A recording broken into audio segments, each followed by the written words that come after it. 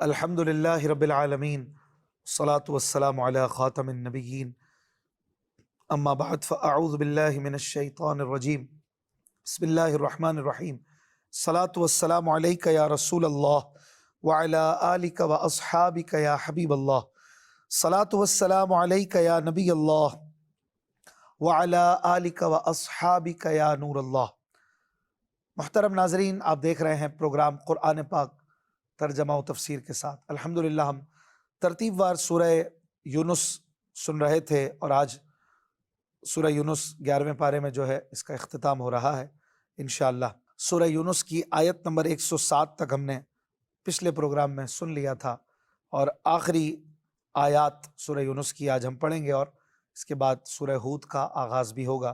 نبی مکرم صلی اللہ علیہ وآلہ وسلم نے فرمایا، تم مجھ پر درود پڑھو، اللہ تم پر رحمت بھیجے گا۔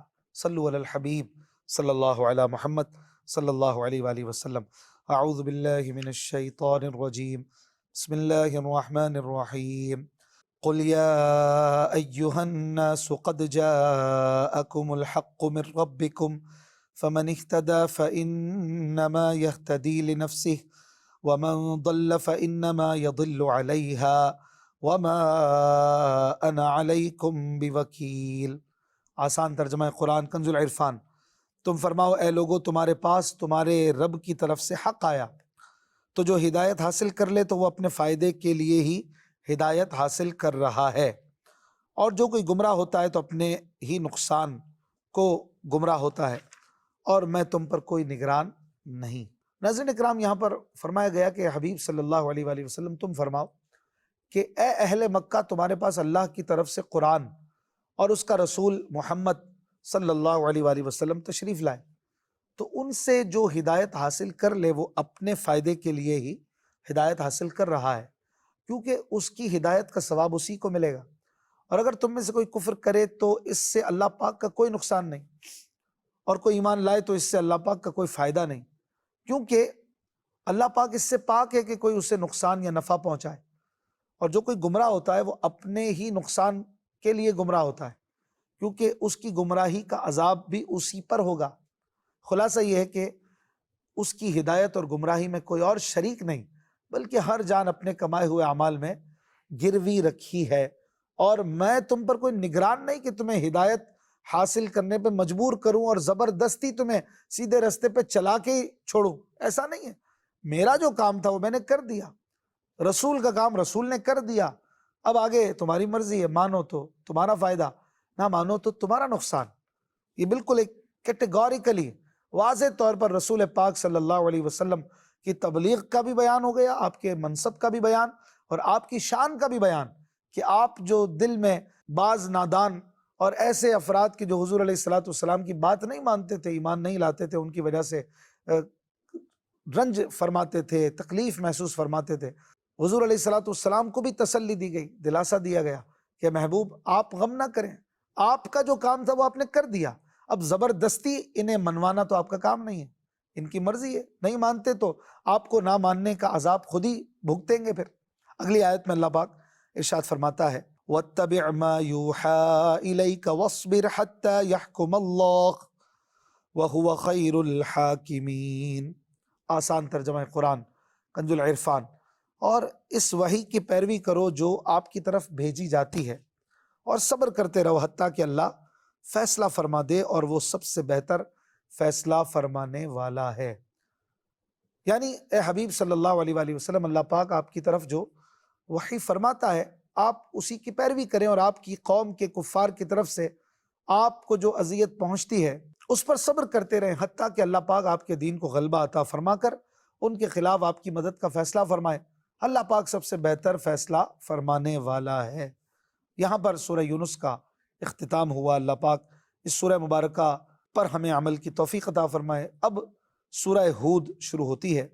حضرت عبداللہ ابن عباس، حضرت حسن اور حضرت عکرمہ رضی اللہ عنہم اور دیگر مفسرین فرماتے ہیں کہ سورہ ہود مکے میں نازل ہوئی۔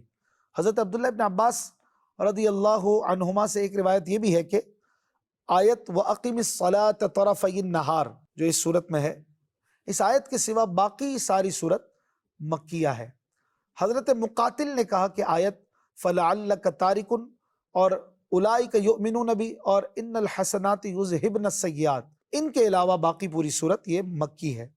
اس صورت میں 10 رکوع ہیں اور 123 آیتیں ہیں۔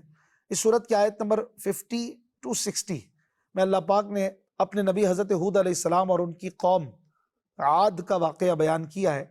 اس واقعے کی مناسبت سے اس صورت کا نام سورہ ہود رکھا گیا ہے۔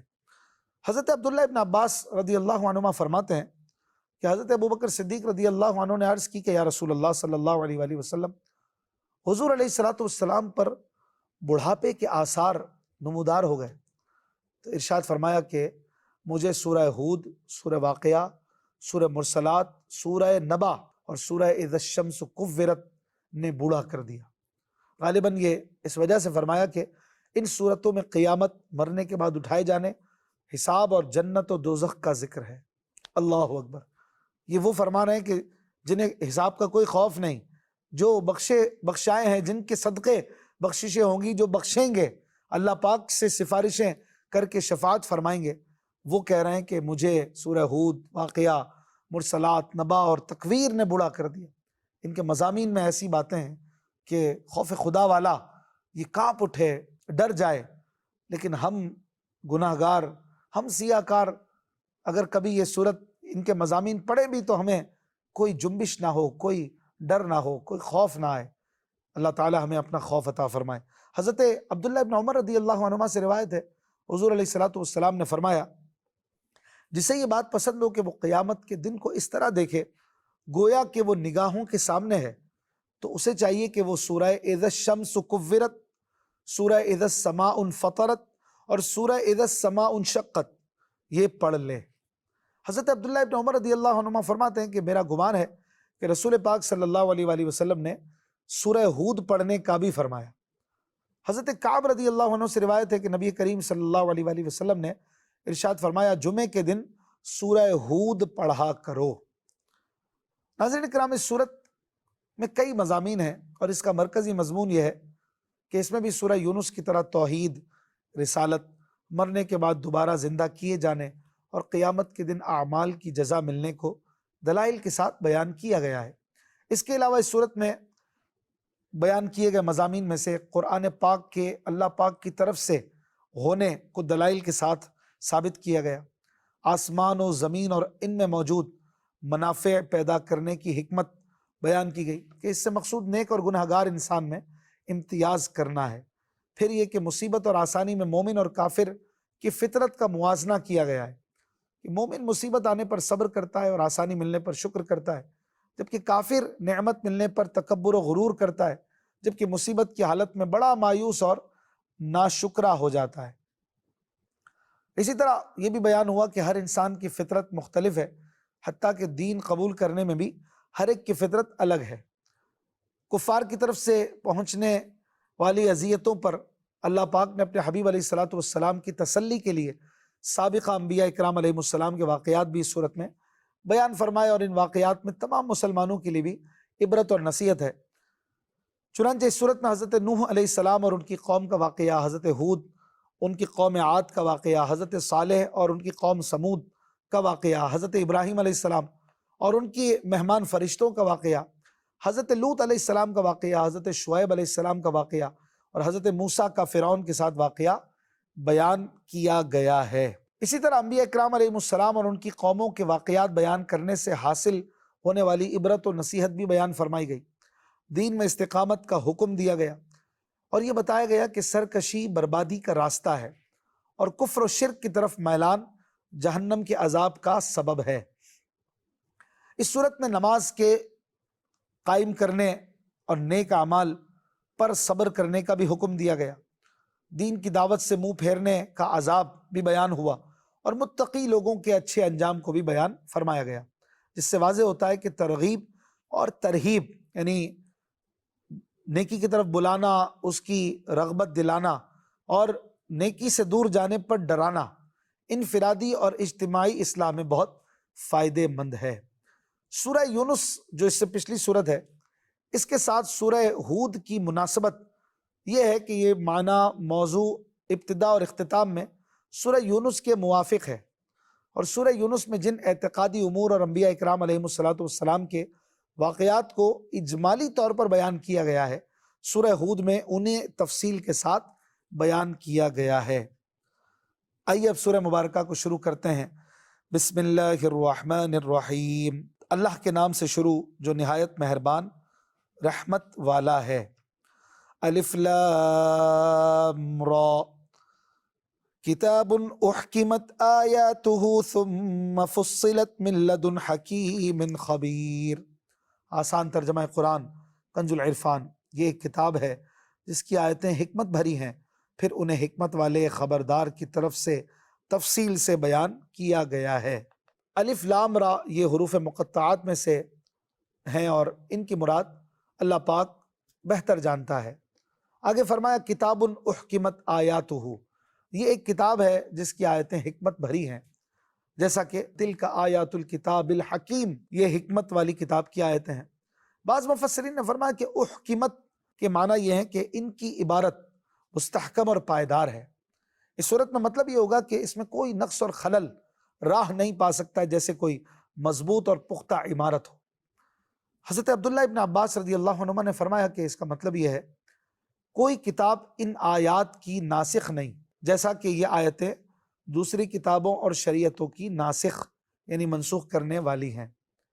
پھر فرمایا ثم فصلت، انہیں تفصیل سے بیان کیا گیا ہے، یعنی سورت سورت، آیت آیت جدا جدا ذکر کی گئیں یا علیحدہ علیحدہ نازل ہوئیں، یا عقائد و احکام، مواعظ، واقعات اور غیبی خبریں اس قرآن شریف میں بالتفصیل بیان فرمائی گئیں۔ آگے اللہ پاک فرماتا ہے اللہ تعبدوا الا اللہ اننی لکم منہ نذیر و بشیر۔ آسان ترجمہ قرآن کنز العرفان کہ تم صرف اللہ کی عبادت کرو، بے شک میں تمہارے لیے اس کی طرف سے ڈر اور خوشی کی خبریں دینے والا ہوں۔ ناظرین اکرام، اس آیت کا معنی یہ ہے کہ قرآن مجید ایک کتاب ہے جس کی آیتیں حکمت بھری ہیں، پھر انہیں حکمت والے اور خبردار اللہ پاک کی طرف سے تفصیل کے ساتھ بیان کیا گیا ہے تاکہ تم صرف اللہ پاک کی عبادت کرو اور اس کے علاوہ کسی اور کی عبادت نہ کرو۔ اس سے ثابت ہوا کہ قرآن مجید کو نازل کرنے کا اصل مقصد یہ ہے کہ لوگ صرف اللہ پاک کی عبادت کریں، اور جس نے اللہ پاک کی عبادت نہ کی تو وہ ناکام و نامراد ہے۔ دوسرا مطلب یہ ہے کہ قرآن عظیم کی آیتیں حکمت بھری ہیں تاکہ حضور علیہ الصلوۃ والسلام لوگوں کو یہ حکم دیں کہ وہ اللہ پاک کے سوا اور کسی کی عبادت نہ کریں، اور لوگوں سے یہ فرما دیں کہ میں اللہ پاک کی طرف سے تمہیں کفر اور غیر اللہ کی عبادت کرنے پر قائم رہنے کی صورت میں اس کے عذاب سے ڈرانے اور ایمان لانے کی صورت میں اس کے اجر و ثواب کی خوشخبری دینے والا ہوں۔ آگے اللہ پاک فرماتا ہے وَأَنِ اسْتَغْفِرُوا رَبَّكُمْ ثُمَّ تُوبُوا إِلَيْهِ يُمَتِّعْكُمْ متاعا حسنا إلى أجل مسمى ويؤتِ كل ذي فضل فضله وإن تولوا فإني أخاف عليكم عذاب يوم كبير إلى الله مرجعكم وهو على كل شيء قدير۔ آسان ترجمہ قرآن کنز العرفان، اور یہ کہ اپنے رب سے معافی مانگو پھر اس کی طرف توبہ کرو تو وہ تمہیں ایک مقررہ مدت تک بہت اچھا فائدہ دے گا اور ہر فضیلت والے کو اپنا فضل عطا فرمائے گا، اور اگر تم منہ پھیرو تو میں تم پر بڑے دن کے عذاب کا خوف کرتا ہوں۔ اللہ ہی کی طرف تمہارا لوٹنا ہے اور وہ ہر شے پر قادر ہے۔ ناظرین اکرام، اس آیت کا خلاصہ یہ ہے کہ نبی کریم صلی اللہ علیہ وآلہ وسلم لوگوں کو یہ حکم دیں کہ تم اللہ پاک سے اپنے گزشتہ گناہوں کی معافی مانگو اور آئندہ گناہ کرنے سے توبہ کرو۔ تو جس نے اپنے گناہوں سے پکی توبہ کی اور اخلاص کے ساتھ رب کا عبادت گزار بندہ بن گیا تو اللہ پاک اسے کثیر رزق اور وسعت عیش عطا فرمائے گا، جس کی وجہ سے وہ امن اور راحت کی حالت میں زندگی گزارے گا اور اللہ پاک اس سے راضی ہوگا۔ اگر دنیا میں اسے کسی مشقت کا سامنا بھی ہو تو اللہ پاک کی رضا حاصل ہونے کی وجہ سے یہ اس کی درجات کی بلندی کا سبب ہوگا، اور جو توبہ نہ کرے، کفر اور گناہوں پر قائم رہے تو وہ خوف اور مرض میں مبتلا رہے گا اور اسے اللہ پاک کی ناراضی کا سامنا بھی ہوگا، اگرچہ دنیا کی لذتیں اس پر وسیع ہو جائیں، کیونکہ اس عیش میں کوئی بھلائی نہیں جس کے بعد جہنم نصیب ہو۔ توبہ اور استغفار میں فرق یہ ہے کہ جو گناہ ہو چکے ان سے معافی مانگنا استغفار ہے، اور پچھلے گناہوں پر شرمندہ ہو کر آئندہ گناہ نہ کرنے کا وعدہ کرنا یہ توبہ ہے۔ اور اس آیت سے معلوم ہوا کہ اخلاص کے ساتھ توبہ و استغفار کرنا درازی عمر اور رزق میں وسعت کے لیے بہترین عمل ہے۔ اس آیت میں یہ بھی فرمایا کہ وَيُؤْتِ كُلَّ ذِي فَضْلٍ فَضْلَهُ، اور ہر فضیلت والے کو اپنا فضل عطا فرمائے گا، یعنی جس نے دنیا میں نیک عمل کیے ہوں آخرت میں اللہ پاک اسے اجر و ثواب عطا فرمائے گا۔ حضرت ابو عالیہ رحمۃ اللہ علیہ فرماتے ہیں آیت کا مطلب یہ ہے کہ جس کی دنیا میں نیکیاں زیادہ ہوں گی اس کی نیکیوں کا ثواب اور جنت میں درجات بھی زیادہ ہوں گے، کیونکہ اعمال کے مطابق جنت کے درجات ملیں گے۔ بعض مفسرین نے فرمایا آیت کا معنی یہ ہے کہ جس نے اللہ پاک کے لیے عمل کیا تو اللہ پاک آئندہ کے لیے اسے نیک عمل اور اطاعت کی توفیق عطا فرمائے گا۔ آیت کا تیسرا معنی یعنی توفیق ملنے والے معنی کے اعتبار سے یہ کہا جا سکتا ہے کہ ایک نیکی اگلی نیکی کی توفیق کا ذریعہ بنتی ہے، اس لیے نیکی کی ابتدا بہت عمدہ شے ہے۔ جیسے فرائض کی ادائیگی کرتے رہیں گے تو نوافل کی طرف بھی دل مائل ہو ہی جائیں گے، یوں ہی زبان سے ذکر کرتے رہیں گے تو دل بھی ذاکر ہو ہی جائے گا۔ یہاں ایک اور بات یاد رکھنی چاہیے کہ ہمارے معاشرے میں بعض لوگ ایسے بھی ہیں کہ وہ جتنی مستحب چیزوں پر عمل کی تاکید کرتے ہیں اتنی فرائض پر عمل کی تاکید نہیں کرتے، اور جب انہیں فرائض پر عمل کی تاکید کا کہا جائے تو ان کا جواب یہ ہوتا ہے کہ جب لوگ مستحب پر عمل کرنا شروع ہو جائیں گے تو فرائض کے خود ہی پابند بن جائیں گے، جبکہ ان کی مستحب پر عمل کی مسلسل تاکید کا نتیجہ یہ نکلا کہ لوگوں نے فرائض کے مقابلے میں مستحبات پر زیادہ عمل کرنا شروع کر دیا اور فرائض پر عمل میں کوتاہی کرنے لگ گئے۔ اس لیے ہونا یہ چاہیے کہ فرائض پر عمل کی ترغیب دینا اولین ترجیح ہو، اور اس کے لیے کوشش بھی زیادہ ہو تاکہ لوگوں کی نظر میں فرائض کی اہمیت میں اضافہ ہو اور وہ فرائض کی بجا آوری کی طرف زیادہ مائل ہوں۔ البتہ اس کے ساتھ ساتھ مستحب پر عمل کا بھی ذہن دیا جائے تاکہ لوگوں میں زیادہ نیکیاں کرنے کا جذبہ پیدا ہو۔ پھر فرمایا الی اللہ مرجعکم، اللہ ہی کی طرف تمہارا لوٹنا ہے، یعنی اللہ پاک ہی کی طرف آخرت میں تمہارا لوٹنا ہے، وہاں نیکیوں اور بدیوں کی جزا اور سزا ملے گی، اور وہ ہر شے پر جیسے دنیا میں تمہیں روزی دینے پر، موت دینے پر، موت کے بعد زندہ کرنے اور ثواب و عذاب سب پر قادر ہے۔ اگلی آیت میں اللہ پاک فرماتا ہے الا انہم یثنون صدورہم لیستخفوا منہ الا حین یستغشون ثیابہم یعلم ما یسرون وما یعلنون انہ علیم بذات الصدور۔ آسان ترجمہ قرآن کنز العرفان۔ سن لو، بے شک وہ لوگ اپنے سینوں کو دوہرا کرتے ہیں تاکہ اللہ سے چھپ جائیں۔ سن لو، جس وقت وہ اپنے کپڑوں سے سارا بدن ڈھانپ لیتے ہیں اس وقت بھی اللہ ان کا چھپا اور ظاہر سب کچھ جانتا ہے، بے شک وہ دلوں کی بات جاننے والا ہے۔ ناظرین کرام، مفسرین نے اس آیت کے مختلف شان نزول یعنی نازل ہونے کی وجوہات بیان فرمائیں۔ حضرت عبداللہ ابن عباس رضی اللہ عنہما نے فرمایا کہ یہ آیت اخنس بن شریک کے حق میں نازل ہوئی۔ یہ بہت میٹھی باتیں کرتا تھا، رسول پاک صلی اللہ علیہ وآلہ وسلم کے سامنے آتا تو بہت خوشامد کی باتیں کرتا اور دل میں بغض اور دشمنی چھپائے رکھتا۔ اس پر یہ آیت نازل ہوئی۔ آیت کے معنی یہ ہے کہ وہ اپنے سینوں میں عداوت رکھتے ہیں جیسے کپڑے کی تہ میں کوئی چیز چھپائی جاتی ہے۔ ایک قول یہ ہے کہ بعض منافقین کی عادت تھی کہ جب رسول کریم صلی اللہ علیہ وآلہ وسلم کا سامنا ہوتا تو سینہ اور پیٹھ جھکاتے، سر نیچا کرتے، چہرہ چھپا لیتے تاکہ انہیں رسول انور صلی اللہ علیہ وآلہ وسلم دیکھ نہ پائیں۔ اس پر یہ آیت نازل ہوئی۔ صحیح بخاری میں ہے کہ حضرت عبداللہ ابن عباس رضی اللہ عنہما فرماتے ہیں کچھ لوگ تنہائی میں بھی کھلے آسمان کے نیچے قضائے حاجت سے شرماتے اور اپنی بیویوں سے حق زوجیت ادا کرتے ہوئے شرماتے تھے، جس کے باعث آسمان کی طرف سے جھک کر پردہ کر لیتے تھے۔ ان کے بارے میں یہ آیت نازل ہوئی کہ اللہ پاک سے بندے کا کوئی حال چھپا ہی نہیں، لہٰذا چاہیے کہ وہ شریعت کی اجازتوں پر عامل رہیں۔ خیال رہے کہ تنہائی میں بھی برہنہ ہونا منع ہے، لیکن اس لیے نہیں کہ رب عز و جل سے چھپا جائے، بلکہ اس لیے کہ اس میں شرم و حیا کا اظہار ہے اور یہ رب تعالیٰ کا حکم ہے، اور ہر مسلمان کو چاہیے کہ وہ اس حکم پر عمل پیرا ہو۔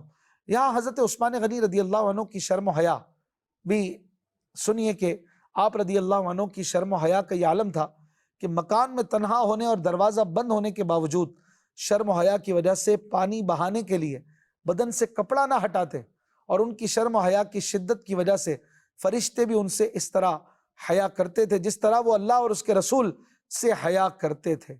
حضور علیہ الصلوۃ والسلام بھی ان سے حیا فرمایا کرتے تھے۔ سبحان اللہ۔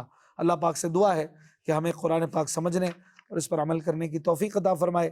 11واں پارہ مکمل ہوا، زندگی رہی تو 12ویں پارے کے آغاز سے انشاءاللہ اگلے پروگرام کا آغاز کریں گے۔ اپنا خیال رکھیے گا۔ صلو علی الحبیب صلی اللہ علی محمد صلی اللہ علیہ وآلہ وسلم۔